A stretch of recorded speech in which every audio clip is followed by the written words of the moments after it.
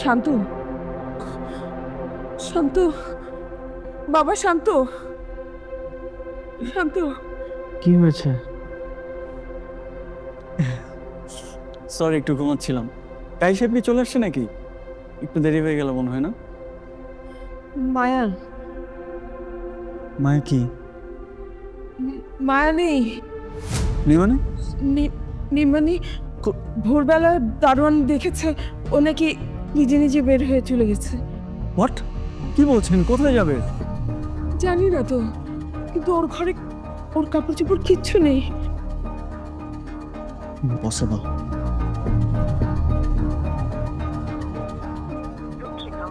কাঙ্ক্ষিত নম্বরটিতে এই মুহূর্তে সংযোগ দেওয়া সম্ভব হচ্ছে না। Sorry, the number you dialed is currently unreachable.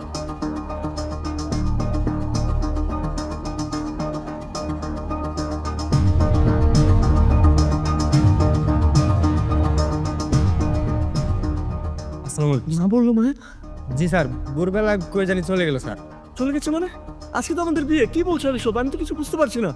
Sir মনে হয় পলাই গেছে স্যার।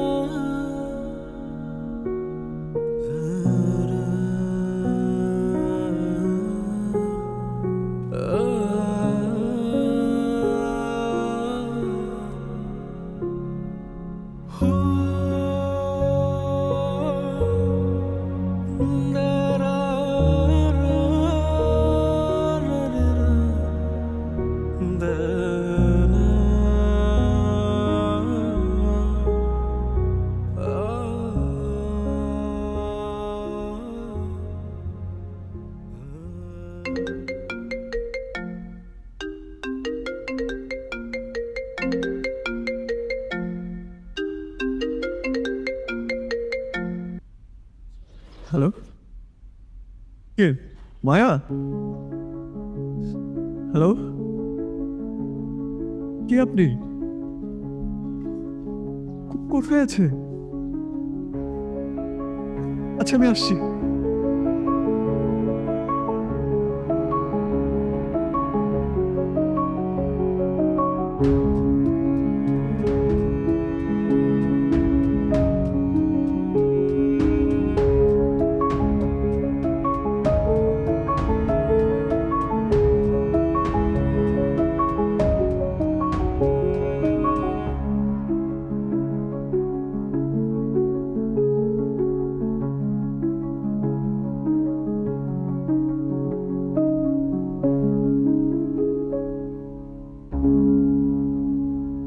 কিন্তু তুমি কাঁদছো কেন? একদম মুখের উপর। এখন তো তুমি নিজের বাসা দিয়ে চলে আসছো। এখন তোমার আর কোনো ভয় নেই।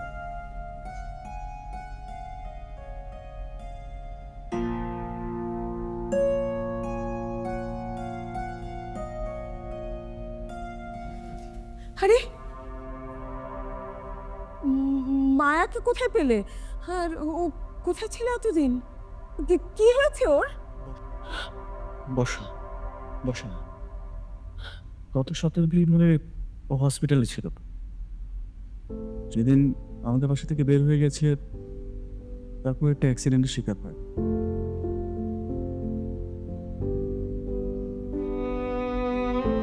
একজন ভদ্রমহিলা পরে ওকে হসপিটালে নিয়ে যায়, ওর চিকিৎসার ব্যবস্থা করে। মহিলা যদি না থাকতো তাহলে হয়তো। ও মাই গড, ওকে ওকে কথা বলতে পারে না? কথা বলতে পারে না, কিন্তু সবকিছু বোঝার চেষ্টা করে। আমি জানি ও ঠিক হয়ে যাবে। ওকে একটু ঠিকঠাক মতো যত্ন নিলে ও ঠিক হয়ে যাবে।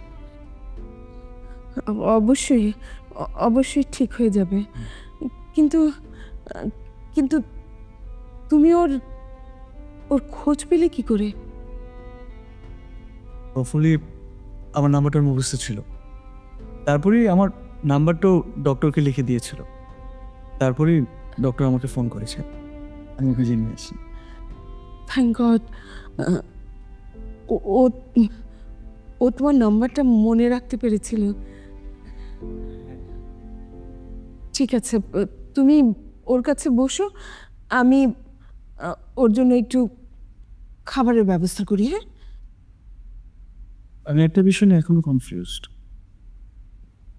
ও কেন এটা বিয়ের দিন আমাদের বাসা থেকে বের হয়ে যাচ্ছিল? কেমন ঘটেছিল যে ওর বাসা ছাড়তে হবে? আপনি কি এই ব্যাপারে কিছু জানেন? না না, আমাকে কিছু বলেনি। আমি আসলে কিছুই জানি না। আচ্ছা, আপনি এক কাজ করেন, ওর সঙ্গে একটু সুপের ব্যবস্থা করেন।